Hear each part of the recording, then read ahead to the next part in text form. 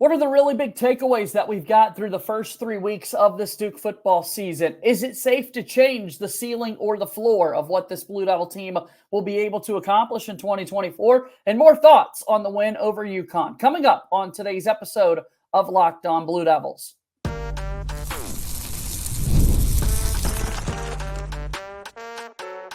You are Locked On Blue Devils, your daily podcast on the Duke Blue Devils. Part of the Locked On Podcast Network, your team every day. Hello, everybody, and welcome into another episode of the Locked On Blue Devils podcast. My name is JJ Jackson. Thanks for being with us here today on Tuesday, September 17th, 2024. Locked On Blue Devils is your one-stop shop where we discuss everything going on in the life of Duke athletics, talking a whole lot about basketball and football. This Duke football team is off to a 3-0 start to begin the 2024 season. We'll recap those first 3 weeks. Does it change the outlook of what to expect going into the rest of the season, as our pal Josh Cox from Duke Football Talk Section 17 podcast is back with us once again here today. If you have not done so already, please be sure to follow and subscribe to Locked On Blue Devils for free wherever it is that you get your podcasts. Also, go ahead and leave us a 5-star rating and written review. Your support of Locked On Blue Devils on the podcast platform means so much to us. Thank you for taking time out of your day to leave those 5-star ratings and reviews. Also, make sure that you watch the show on YouTube each and every day. Like this video, share it with your friends, and let us know in the comments down below if you're an everydayer. We love praising those who make us a part of their routine each and every day. So without further ado, very excited to bring him on into the show. Here is our pal Josh Cox. And Josh, we talked at the start of the year that finally football season is here, and then you just kind of look at the numbers, you play the percentages. We're 25% done with the year already. Like, we have a fair sample size of this Duke football team, man. It's going by pretty quickly. It sure is. It's like you wait all year for it to get here, and then it flies by when it arrives. But yeah, Duke is 3-0. Some would say by the skin of their teeth. These last 2 wins, obviously Duke having to come back and make some plays in the fourth quarter and the Northwestern game and overtime. But at the end of the day, those are the plays you have to make to win football games. And Duke has proven that they can do that. So 3-0 is much better than 1-2, my friend. Yeah, absolutely. And as Jordan Mann and Connor O'Neill continue to let the world know and remind them, this Duke football team has scored 26 points in every single game so far this season. What an oddity, man. But look, we know it. The scoring average is really easy to find out. I feel like you and I are always talking about math way too frequently throughout the course of the season. It's pretty easy for us to know how many points a game this Duke's team's averaging this season, man. Not difficult. Not difficult. You don't have to be too smart of a man to figure that out. But this week on our podcast, I actually I picked Duke to win 26-10 just so that we can keep the 26 thing going. So I know that would be hitting the under for sure, and I hope we score more points than that. But I picked them 26-10 just because. What a pull. I love that. All right, so Duke wins their game against UConn 3-0 on the year now. And what a game that was, man. I mean, Duke jumps out to a 17-0 lead, 21 unanswered by UConn. The start of the fourth quarter, people, if you just now tuned into the game, like at the start of the fourth, let me see how this Duke-UConn game's going. Whoa, UConn's winning 21-17 at the start of the fourth. Duke ultimately able to close the game out and win 26-21. A real back-and-forth game, man. So Duke was in full command of this game in the first half, up 17-0, as you mentioned. And not only up 17-0, but then driving, right? Yep. Driving. They were around midfield. And so, you really look at this, potentially they're a 24-0 lead heading into halftime because I think there was about 3.5 minutes left in the first half there.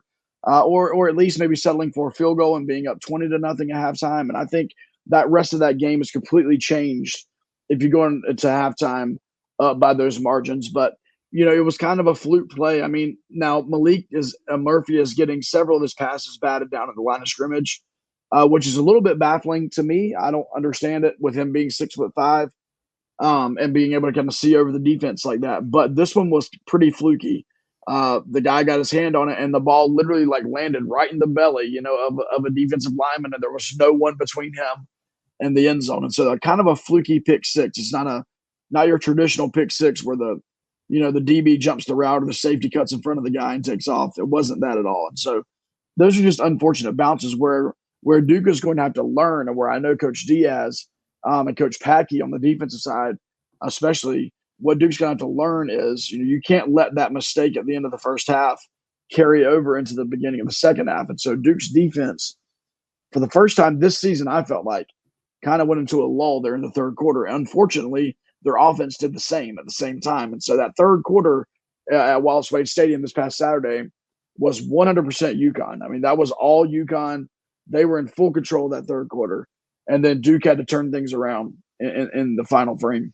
And Duke did that. They turned it around. They got the job done. They walk away with a victory. We saw Duke running the football, as you said, for the first time effectively all season. And a couple of players really got a chance to step up and show out, that being Star Thomas and Quayshawn Brown, two names within the offense that we hadn't highlighted too much throughout the course of the first two games. But, man, both of those guys really had an impact Saturday. They absolutely did. And not only did they have an impact, for the entire game, but they really had strong impacts late in the game in the fourth quarter.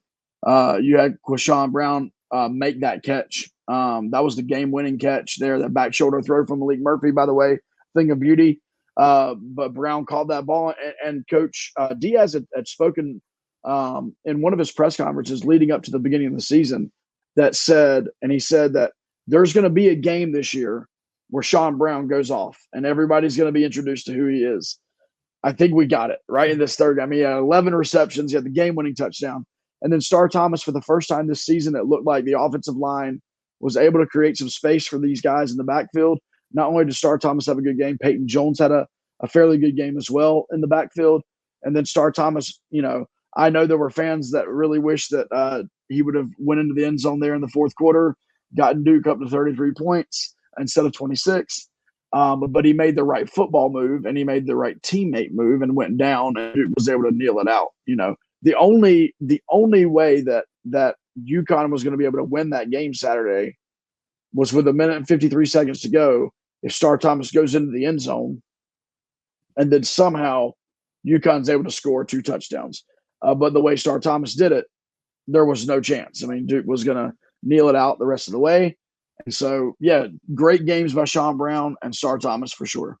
Yeah, and then talking about stats, man, and talking about Duke being able to kind of kneel it down. We're looking at the numbers a little bit, man. Those kneel downs really took a bit of a toll there on Duke's rushing statistics when you were looking at what they were able to do. And for us, knowing how frustrated it's been the first few weeks, like, come on, man, can they not separate that a little bit? I mean, that's got to go down as team carries in the team rushing yard department. Pretty silly. See, I think there are a couple of stats areas that that don't need to count against, players. Right. And kneel downs is the obvious one. Yeah. Absolutely. Yeah. I think it was interesting too. If you had the over, I believe it was 40. It was in the mid to upper 40s. Yeah. I believe that had Star Thomas gone into the end zone there, it would have gotten you your over as well. So if you were betting on that game, I'm tough beats. I'm not sorry. Yeah, I think he made the right play. Even though I'm not going to lie, in the heat of the moment of the game, I'm like, man, just go score. We want to put more points on the board. But I completely understand why. Like I said, it was the smart football play. Still waiting for that first Star Thomas touchdown of his Duke football career. Maybe that's coming this week against the Blue Raiders of Middle Tennessee State. All right, let's take our first time out here on today's show.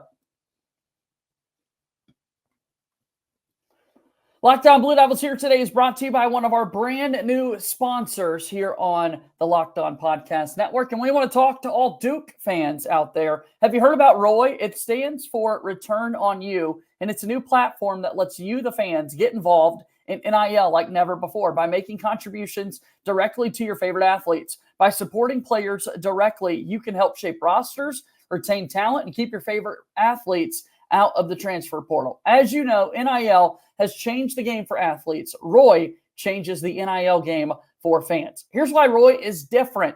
You can, with ROY, support players directly, as ROY allows fans to directly back their favorite college athletes. Fans can play a key role in shaping the future of their favorite teams, while athletes maximize their name, image, and likeness potential. There's no risk contributions, as contributions are securely held and only distributed if an athlete makes the decision that aligns with the fan's support. If not, the money is returned directly to the fan. Download ROY for iOS or Android and enter referral code Locked On, and you'll automatically be entered into a sweepstakes to win $5,000 cash. That's a large prize right there. Again, visit joinroy.com for additional details. No purchase necessary. Void where prohibited. Get the Roy app for iOS and Android and start making impact on your favorite team. Use referral code LOCKEDON for an opportunity to win $5,000 cash. Get off the sidelines and into the NIL game with Roy. Support the players. Change the game with Roy. Once again, promo code LOCKEDON, joinroy.com. Proud sponsor of Locked On Blue Devils and the Locked On Podcast Network. Back on the program, we're talking Duke football. They're 3-0 to start the year. It's Duke Football Talks, Section 17 podcast. Josh Cox, who's with us on the show today. Hey, man, I got to ask, 3 wins to start the year. Everybody is having playoff conversations across the sport with, Texas is now number 1 over Georgia and all these various things.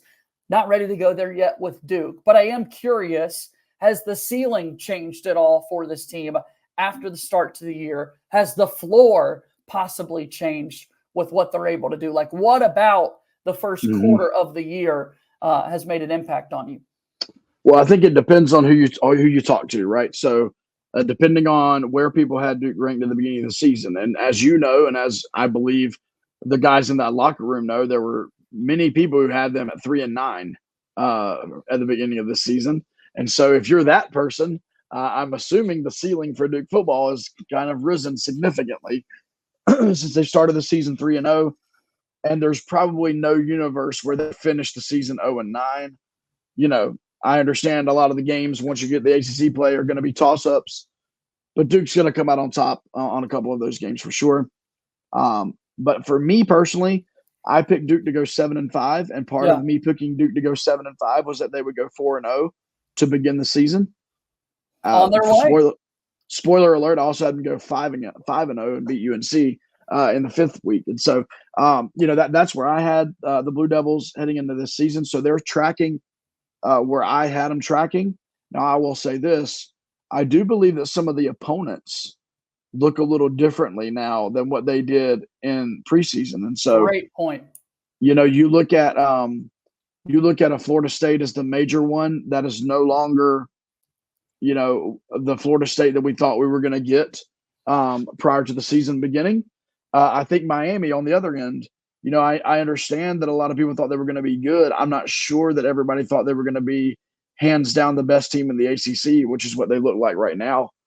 You have some early stumbles and some figuring things out to do with Virginia Tech, with NC State, so I do think that Duke has the potential of winning more than 7 games. I think their ceiling is bigger and higher than what I gave them credit for, simply because Duke is doing what it has to do to win football games. And then other teams around the ACC are not impressing us as much as we kind of expected.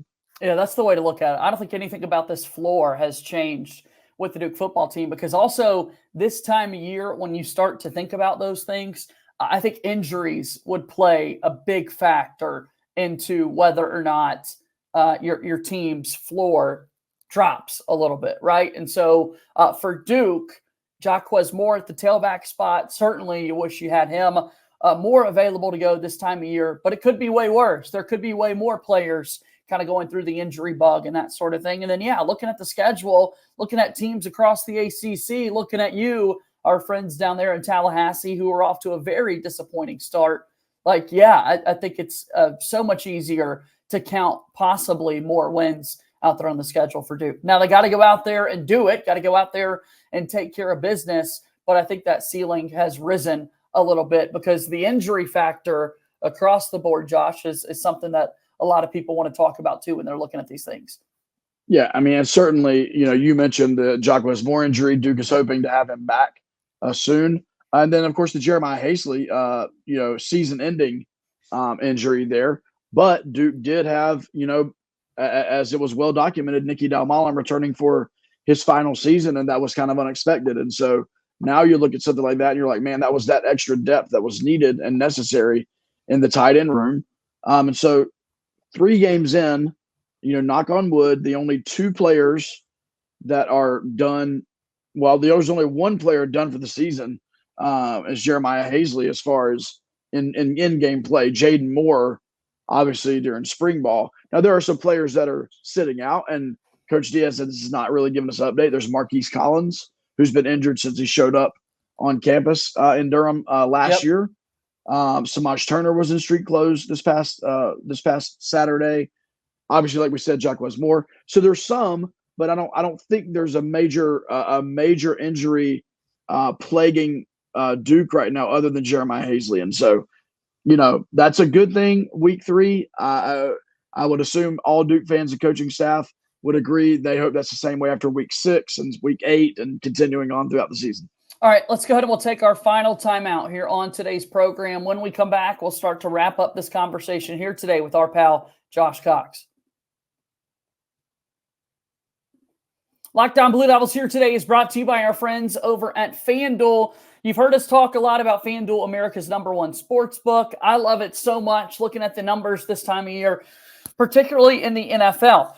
Here's something a little different for you. For the rest of the week through September 22nd, all FanDuel customers can bet $5 and get a 3-week free trial of NFL Sunday Ticket from YouTube and YouTube TV. Then, with the YouTube TV base plan, you'll be able to watch every regular season Sunday afternoon out-of-market game. All you need is a Google account and a current form of payment, and you can cancel anytime. A couple of interesting lines to look at right now, according to our friends over at FanDuel.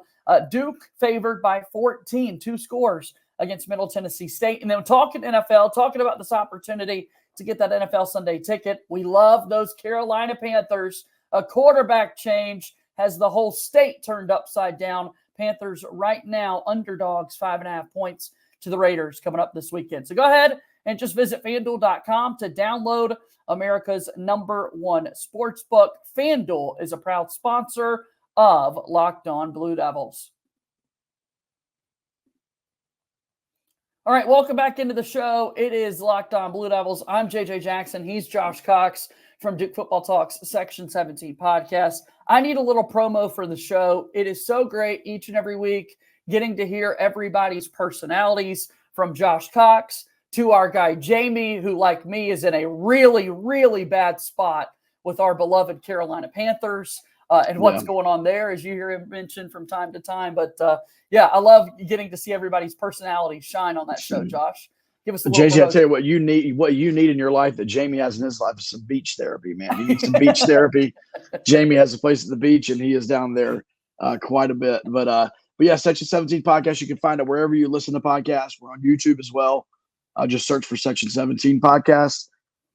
Really appreciate, as Locked On Blue Devils appreciates, any 5-star ratings and reviews, YouTube subscriptions, and then something that I always ask, or I would love to see people do, just share the link with a Duke fan, right? Like, if you enjoy, talking about Duke athletics here on Locked On Blue Devils, then share an episode link with, your buddy at work that's a Duke fan, or whatever it may be. And if everybody did that, the listenership would go up, the community would build bigger. And so that's a big thing for us. But you can find us on X, Instagram, TikTok at Duke FB Talk, and then on Facebook by searching Duke Football Talk. We have a group there with about 3,000 people rolling in now. So we're growing and building, man. And I appreciate all your help and having us on here.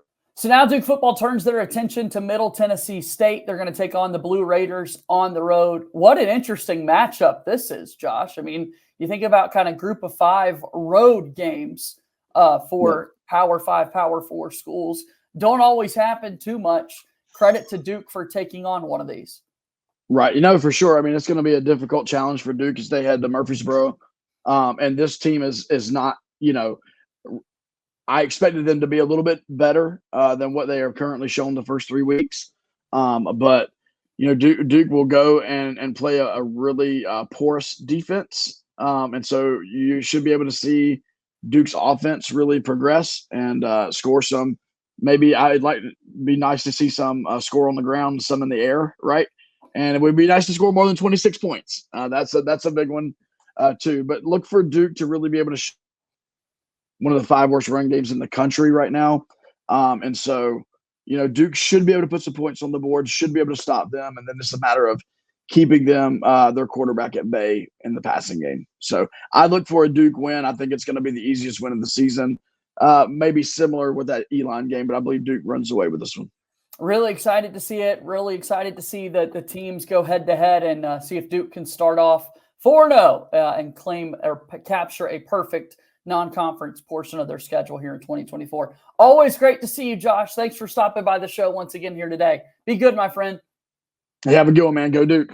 All right, that's Josh Cox joining us here on today's episode of Locked On Blue Devils. That's going to do it for today's show. As always, go Duke. I'll talk to you tomorrow. My name is JJ Jackson. Thank you and good day.